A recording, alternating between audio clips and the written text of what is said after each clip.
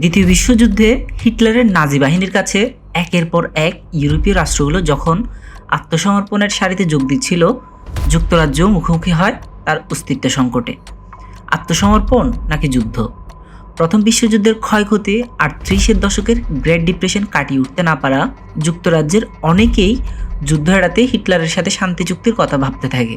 আদতে এটা কোনো শান্তি চুক্তি হতো না, বরং যুদ্ধ এড়ানোর জন্য হিটলারের কাছে আত্মসমর্পণ করে তার শর্ত মেনে নেওয়াই হতো। যুদ্ধে তৎকালীন ব্রিটিশ প্রধানমন্ত্রী নেভিল চেম্বারলিনের অদক্ষতা ও ব্যর্থ সব যুদ্ধকৌশলের কারণে পদত্যাগ করতে হয়। দৃশ্যপটে আসেন অনেকের মতো যুক্তরাজ্যের ইতিহাসে স্বীকৃত শ্রেষ্ঠ ওয়ার্ল্ড লিডার উইনস্টন চার্চিল। হিটলারের সাথে দফারফা করার সম্ভাবনাকে তুড়ি মেরে উড়িয়ে দেন। কিন্তু চার্চিলের এই প্রধানমন্ত্রীত্বে আশাটা ছিল বেশ নাটকীয়। যে চার্চিল কয়েক দশক ধরে যুক্তরাজ্যের রাজনীতিতে সবার কাছে পরিচিত ছিল একজন বেপরোয়া ও ব্যর্থ নেতৃত্ব হিসাবে, যার অতীতের কিছু মারাত্মক ভুলের জন্য চার্চিল নিজেই ধরে নিয়েছিলেন তার কেরিয়ার ধসে গেছে পুরোপুরি।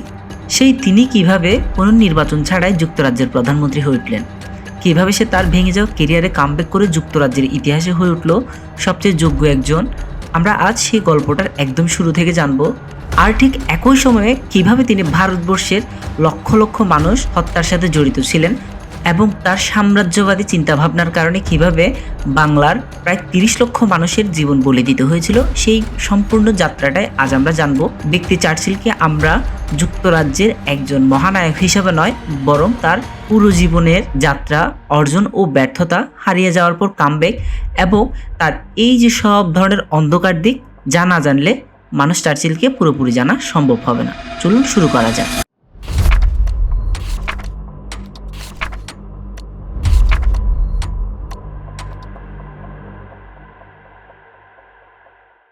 1874 সালের 30 নভেম্বর রাজকীয় ব্লেনহেইম প্রাসাদে জন্ম নেয় শিশু উইনস্টন চার্চিল।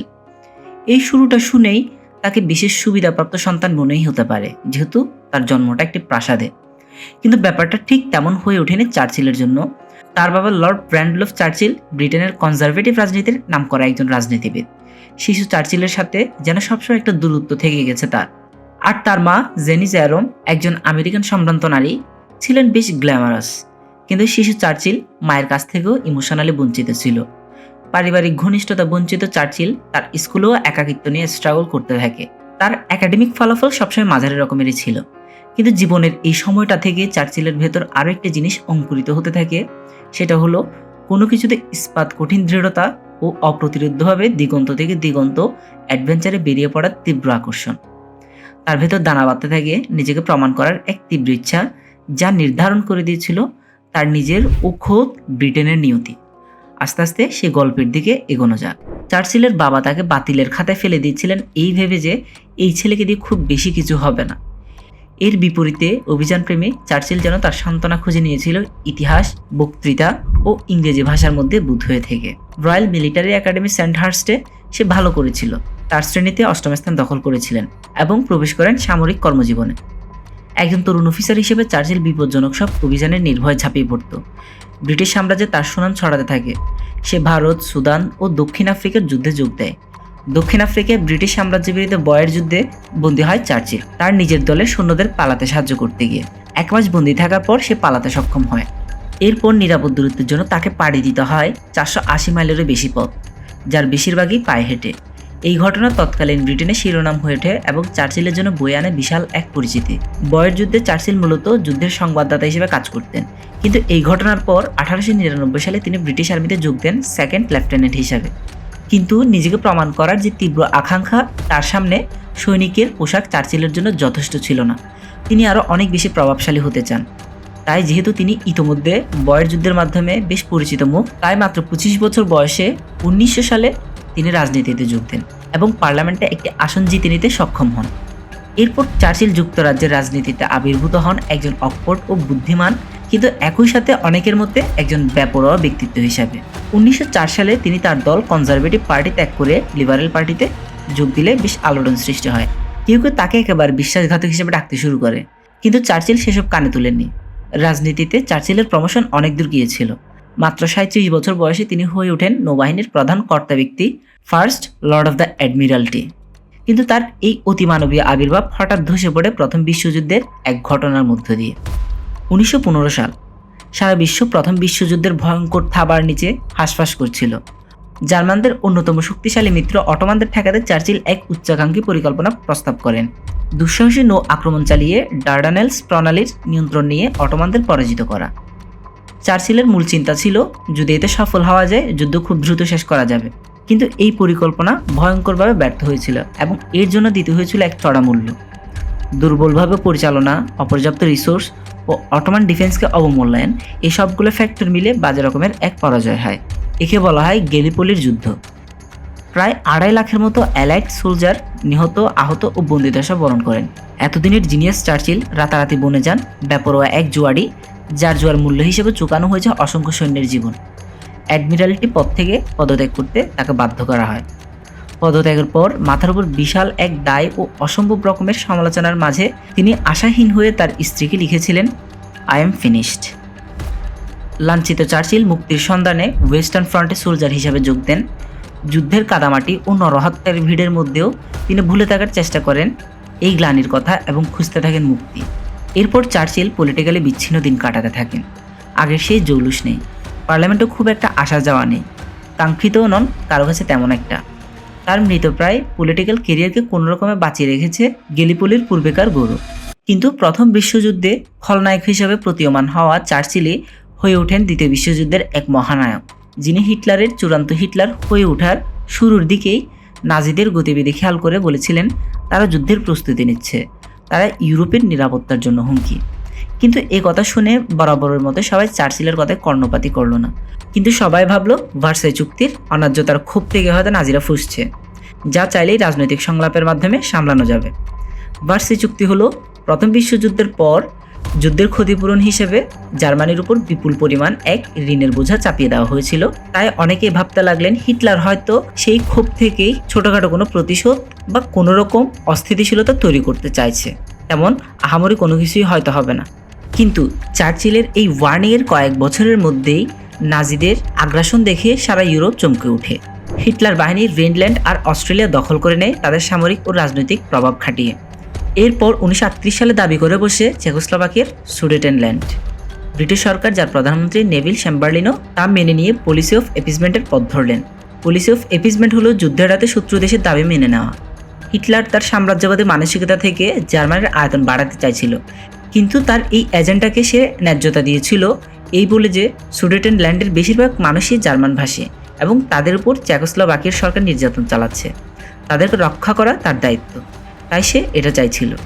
হিটলারের এই যাবৎকালের দখলদারিত্বের প্রত্যেকটি মুভ ছিল ভার্সাই চুক্তির বিরুদ্ধে। প্রথম বিশ্বযুদ্ধের পর জার্মানির উপর চাপিয়ে দেওয়া ভার্সাই চুক্তিতে জার্মানির আয়তন সম্প্রসারণের বিরুদ্ধে নিষেধাজ্ঞা ছিল। তবুও যুক্তরাজ্য ও ফ্রান্স যুদ্ধের রাতে তার এই চুক্তিভঙ্গ মেনে নিয়েছিল। তারা চেকোস্লোভাকিয়াকে এক প্রকার বাধ্য করে সুডেটেনল্যান্ডকে জার্মানির হাতে তুলে দেয়, যাকে বলা হয় মিউনিখ এগ্রিমেন্ট। চার্চিল এই ধরনের কিছু বেশ আগেই অনুমান করেছিলেন এবং তার স্পষ্ট ধারণা ছিল হিটলার এভাবে ধাপে ধাপে এগোলেও তার চূড়ান্ত টার্গেট যুদ্ধ। তাই তার এসব প্রস্তাবে পা দেওয়া মানে তার যুদ্ধের মাঠ শক্ত করে দেওয়া, তাকে শান্ত করা নয়। তাই এই সিদ্ধান্তকে চার্চিল হটকারিতা ছাড়া আর অন্য কিছুই ভাবতে পারেনি। তিনি চেম্বারলিনের এই চুক্তি নিয়ে বলেছিলেন, আপনাদের সামনে অসম্মান ও যুদ্ধ ছিল, আপনারা পছন্দ করলেন অসম্মান, তাই আপনারা যুদ্ধ এড়াতে পারবেন না। হলো তাই। জার্মানির চাহিদা এরপর বেড়েই চলেছে। তারা পোল্যান্ড আক্রমণ করে বসে, যেটা ছিল ফ্রান্স ও ব্রিটেনের জন্য পুরোপুরি একটা রেড সিগন্যাল। কারণ আগের প্রতিটা আক্রমণের জন্য হিটলার কার্যত কিছু অজুহাত দেখিয়েছিল, কিন্তু এবার তার এই পদক্ষেপ সবার কাছে প্রকাশ্য মেসেজ দিল হিটলার থামার পাত্র নয়, সে আর অজুহাত দেখানোরও পরোয়া করে না। ফলে যুক্তরাজ্য ও ফ্রান্স জার্মানির বিরুদ্ধে যুদ্ধে জড়িয়ে পড়ে। অল্প সময়ে নেভিল চেম্বারলিনের এই যুদ্ধের নেতৃত্ব অদক্ষ প্রমাণিত হয়। নরওয়েজিয়ান ক্যাম্পেইনে বাজেভাবে পরাজয়ের পর তাদের দুর্বলতা আরও প্রকট হয়। তার পদত্যাগের পর যুদ্ধকালীন প্রধানমন্ত্রী হিসেবে মনোনীত হন উইনস্টন চার্চিল। দ্বিতীয় বিশ্বযুদ্ধ তিনি first Lord of the Admiralty ছিলেন। প্রমাণ করেছেন নিজের একাগ্রতা, দৃঢ়তা ও দেশপ্রেম। নাজিদের বিরুদ্ধে চার্চিলের ভবিষ্যদ্বাণী, বিরোধিতা ও শক্ত অবস্থানও চার্চিলকে বিপুল সমর্থন দিয়েছিল। তাই নানা আলাপ আলোচনার মধ্য দিয়ে যুদ্ধের কেন্দ্রবিন্দুতে চলে আসেন চার্চিল। চার্চিল পার্লামেন্টে তার প্রথম বক্তব্য বলেছিলেন, রক্ত, মেহনত, অশ্রু আর ঘাম ছাড়া তোমাদেরকে আমি কিছুই দিতে পারবো না। চার্চিলের নেতৃত্ব নাজিদের বিরুদ্ধে কোনো রকমের প্রতিরোধ গড়ে তোলা ব্রিটিশদের মধ্যে উদ্দীপনা নিয়ে আসতে থাকে। জার্মান অবরোধের মুখে থাকা জাতিকে সে তার স্মরণীয় বক্তৃতা দিয়ে চাঙ্গা করে তোলে।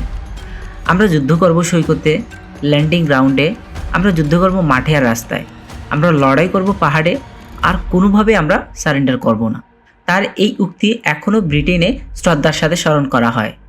সে সময়ের আমেরিকান সাংবাদিক এডওয়ার্ড মুরো বলেছিলেন, চার্চিল ইংরেজি ভাষাকে উত্তেজিত করে যুদ্ধের ময়দানে পাঠিয়ে দিয়েছে।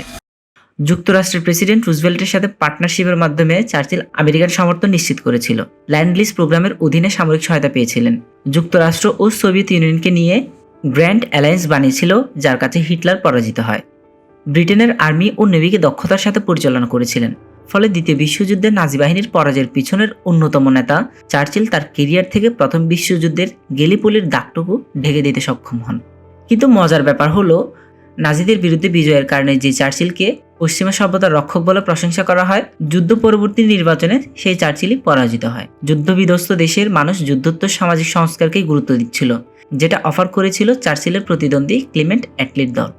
চার্চিল প্রধানমন্ত্রী হিসেবে আবার ফেরত আসেন 1951 সালে। চার্চিলের গল্প এটুকুতে শেষ করে দিলে চার্চিল অসম্পূর্ণ রয়ে যাবেন। তাকে পরিপূর্ণভাবে বোঝার জন্য তার অন্ধকার দিকগুলো নিয়ে আলোচনা করা উচিত। একে একে সেগুলো বলা যাক।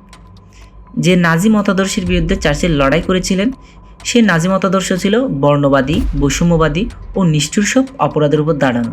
কিন্তু চার্চিল স্বয়ং নিজেই ছিলেন স্বঘোষিত বর্ণবাদী ও হোয়াইট সুপ্রিমেসির প্রচারক। প্যালেস্টাইন রয়্যাল কমিশনকে তিনি 1937 সালে বলেছিলেন, আমেরিকা বা অস্ট্রেলিয়ার আদিবাসীদের উপর ইউরোপিয়ান উপনিবেশ গড়ে তোলাটাকে আমি খারাপ কিছু মনে করি না, কারণ অধিক শক্তিশালী উচ্চবর্গের জাতির এসব ভূমি দখলে নেওয়ার অধিকার রয়েছে, কারণ তারাই অধিক জ্ঞানী। হিটলার যেমন বিশ্বাস করতেন আর্য সুপ্রিমেসিতে, সেখানে চার্চিল নির্দ্বিধায় দাবি করেন ব্রিটিশরা জাতিগতভাবে উন্নত, সভ্য আর অন্যদের অঞ্চল কেড়ে নেওয়ার অধিকার রাখে। হিটলার মনে করেন কিছু নিম্ন শ্রেণীর জাত এতই নিম্ন যে তাদের বেঁচে থাকার অধিকারই নেই। অন্যদিকে চার্চিল মনে করেন নিম্ন শ্রেণীর জাতকে শাসন, শোষণ ও নির্যাতন করাটা ন্যায়সঙ্গত।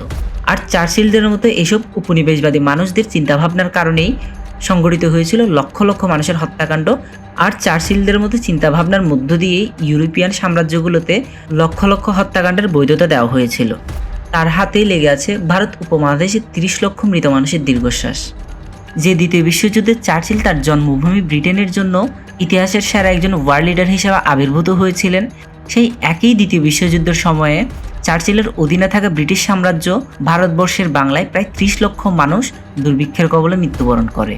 যখন যুদ্ধের কারণে বাজার দর বাড়তে থাকে, তখন ভাতের উপর নির্ভরশীল বাংলার চাল গুদামজাত করতে থাকে চার্চিল সরকার, যাতে যুদ্ধ পরবর্তী সময়ে ইউরোপিয়ান দেশগুলোকে দেওয়া যায়। এমনকি অস্ট্রেলিয়া থেকেও 1,70,000 টন গম আমদানি করে গুদামজাত করে রাখা হয়। তবু বাংলার মানুষের ভাগ্যে তা জোটেনি। এই নিয়ে তাকে প্রশ্ন করা হলে তিনি আরও বলেছিলেন, এরা খরগোশের মতো বাচ্চা পয়দা করে। এছাড়া গান্ধীর উপনিবেশ বিরোধী অবস্থান ও আন্দোলনের জন্য চার্চিলের রয়েছে বেশ আক্রমণাত্মক সব মন্তব্য। হিটলারকে নিয়ে অনেক আগে থেকেই সতর্ক করা এই চার্চিলকে সবাই আমলে না নেওয়ারও অন্যতম কারণ, চার্চিল একই সুরে উপনিবেশ ও উপনিবেশের নেতা বা যে কোনো ইস্যুতেই এভাবে তীব্র আক্রমণাত্মক ভঙ্গিতে কথা বলতেন।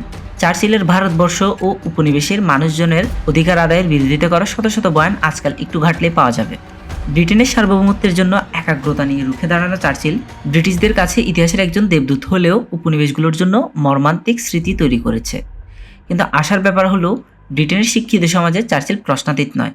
তাকে মানুষ সমালোচনা করে, প্রশংসাও করে, এমনটাই তো চায়।